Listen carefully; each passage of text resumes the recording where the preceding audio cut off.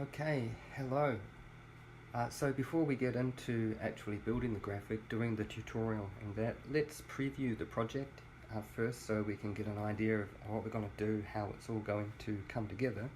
So here is the graphic, the reconstruction of the After Effects tutorial.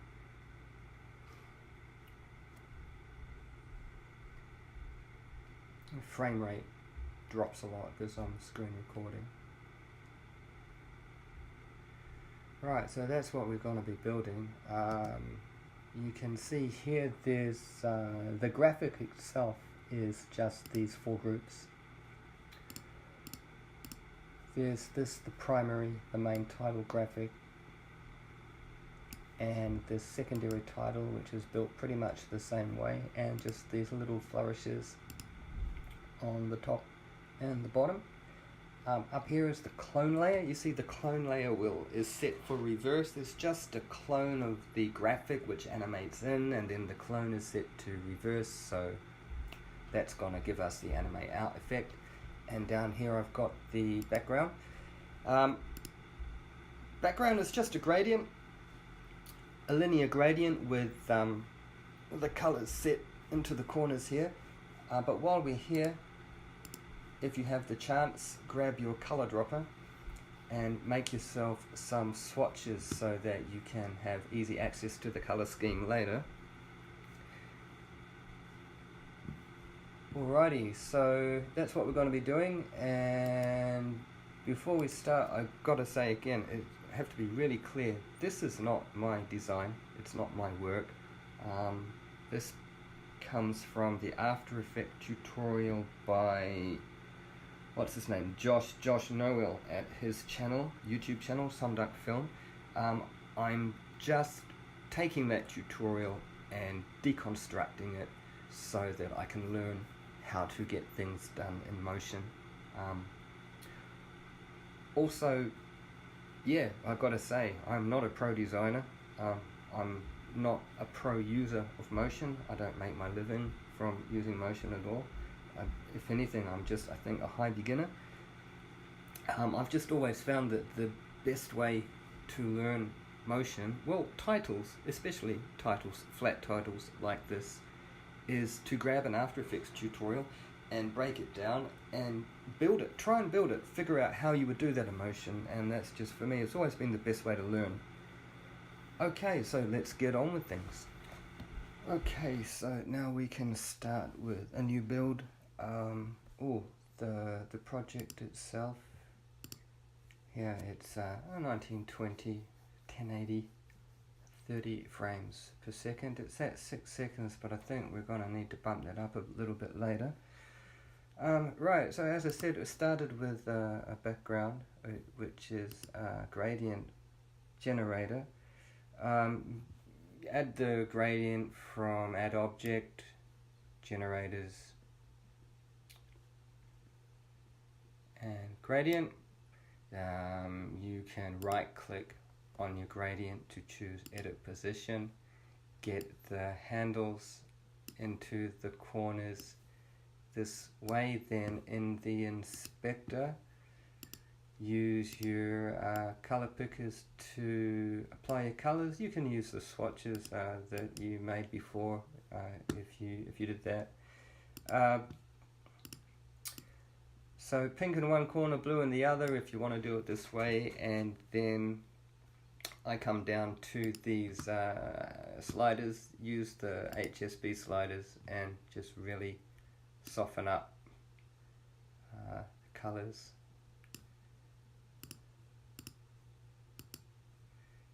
This way if you want. You could throw a filter on there to soften it up, anything you like, but pretty much that's just the background, is that gradient there. Right, so to begin, first gonna make two groups. Oops, don't want an image mask on that group. I'm gonna call one of the groups Follow, and the other group Lead. and grab that lead group and grab the text tool. Let's put our text in.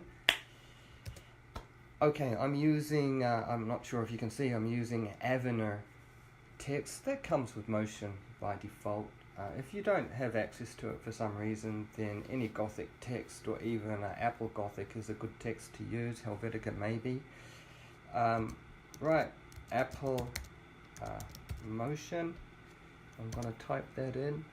I'm going to set the size of the font to 115 and of course I'm going to center it. What do I want for the tracking? Okay, tracking, I'm going to set the tracking to 10. Right, now I'm going to right click on the text and grab its anchor point and move its anchor point up there into the middle, so that now when I go to the inspector into properties and reset the X and Y values, it's going to sit nicely with the 0 point of the X axis. Okay, so next is to set up some guides. So you can see I have my rulers open. If you don't have your rulers open, then up here into view, show rulers, click on that and your rulers will become available. So if you hover around up there, when you see the cursor change, you can drag a guide down. So I'm going to grab a guide, drag it down there into 0, and I'm going to get some more guides as well. Crikey, where's my guide measurements? So I want a guide here at 520 for 1, 2, 3, 4, 5, 20, and another guide on the other side at, let me just double check. My guides, no, the right side we want at 520, so 4, 2, 4, 6, 8, 5, 520 right there. Sorry, on the left side we want that guide to be at minus 620. Okay, there we are. Right, so the guides are in. So let's get some elements to animate. Make sure your lead group is selected. Select the line tool. Bring your cursor to where the two guides intersect on this side and hold shift so that you're drawing a straight line, and draw a line over to the intersection of the two guides on the other side. Okay, come to the inspector. We want the start cap and the end cap to be set to none. You can color this line pink, as in the pink color that was provided before, and we're going to give it a width of 115.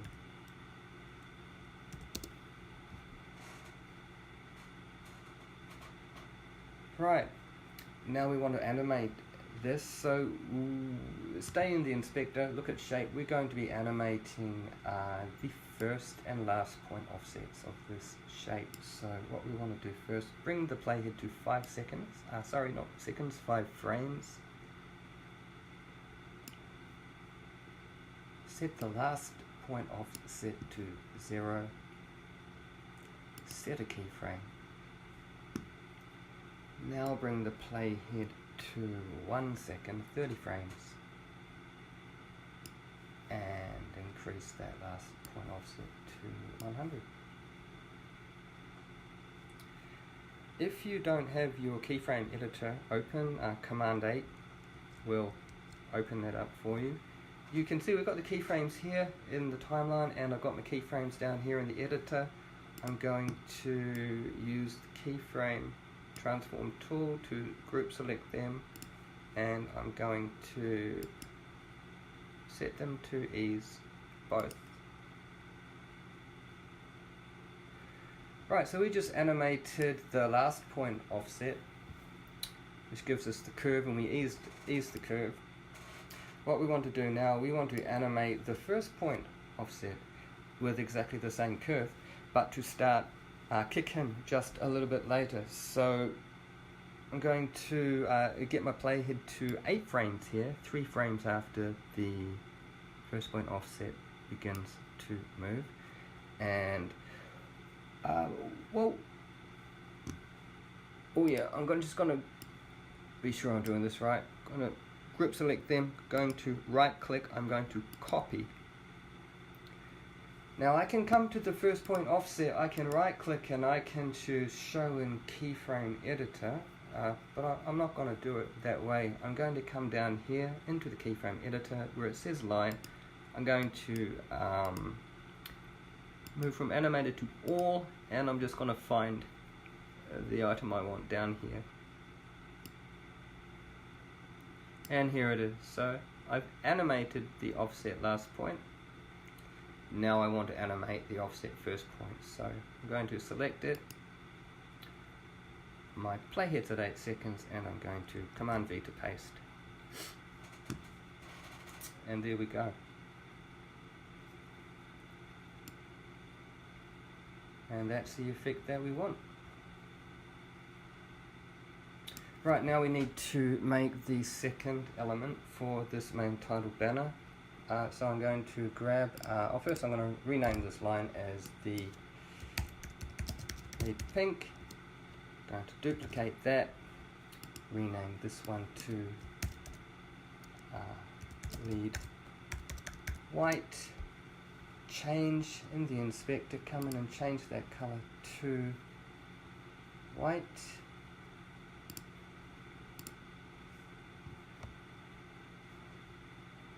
Right, so you can see here in the timeline, I've got lead white selected. Here are the keyframes. So right now it's sitting right on top of the pink. We want to separate them up, so I'm going to set the playhead to 8 frames. I'm going to grab, shift and click each of these keyframe points, and I'm going to drag them forward.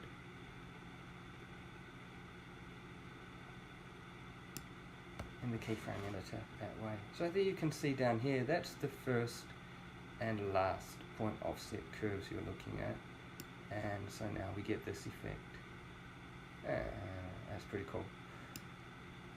Right, so before we go any further, what we need to do is get set for a step that comes later, but we need to get ready for it now. So make a group, call this new group bottom flourish, select the lead white, shift select to grab lead pink as well, Control D, duplicate them and drag a copy of these into the bottom flourish group. You can just close that group and you can turn it off for now. So now make sure that you've got lead white in the lead group selected again. What we want now is we want the first point offset of this path to extend out a bit more during the animation. So how are we going to do that? Let's get our playhead to 120, 60 frames, 120. Just make sure you've got lead white selected, not the lead white copy that we made before. Lead white. Grab that last keyframe and drag it out. And that's that. Alright, now we want to mess with the speed of that movement. So in the keyframe editor, just change the menu setting to animated. First point offset, it's the first point offset. Yep, just turn off the last point offset just to avoid any mistakes. I'm going to group, select, and grab the editor, and I'm going to, set the interpolation to Bezier, which will make the handles available. I'm going to break the tangent, and I am going to adjust this curve to look something like this.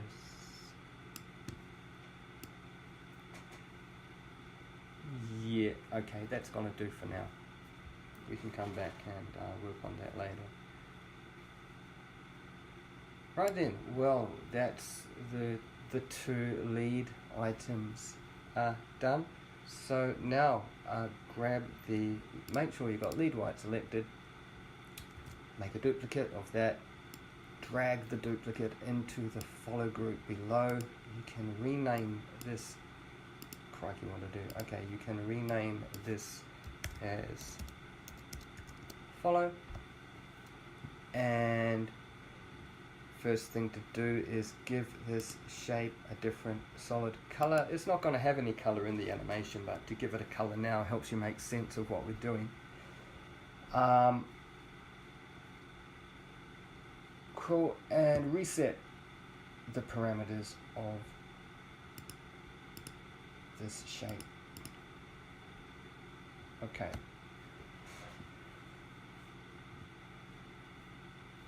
Grab the last point offset and bring that down to make sure you reset the parameter of that offset too. Okay, grab that last point offset and bring that down to 0. So what we're going to do now, we want the last point offset of this line path to match the first point offset of the lead white item. So how are we going to do that? We cannot use align to, the align to behavior, because we're dealing with path offsets here. So we're going to use the link parameter behavior instead. So grab last point offset, open the menu, grab add parameter behavior link, and as the source, drop lead white in there. And we want to choose compatible parameters, object, shape, outline, first point offset. And there we are. So now, what do we need to do now? Okay, so before we start with the masking, we need to animate our text. So let's get the playhead to 1 second. Select the text which is sitting there in the lead group. Grab properties, set a keyframe on the X position, and move our playhead to the start of the project and adjust that X value until the text is sitting off to the side there. So we just keyframed our text to run in over 30 frames. Okay, so now the masking can begin. Right, grab the lead pink shape and right click and add image mask and use the Apple Motion text as the source, and then do exactly the same for lead white, add image mask and add Apple Motion text as the source. Then you want to make sure you set each of these image masks that we just made to subtract.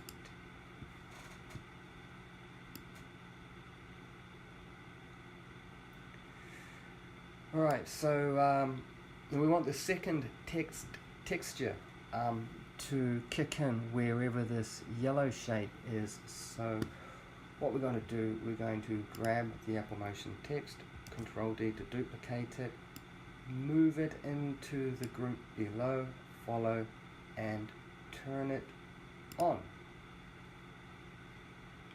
Then grab the follow group, not the follow shape itself. Grab the follow group, right click, add image mask, and as the source, use the follow shape.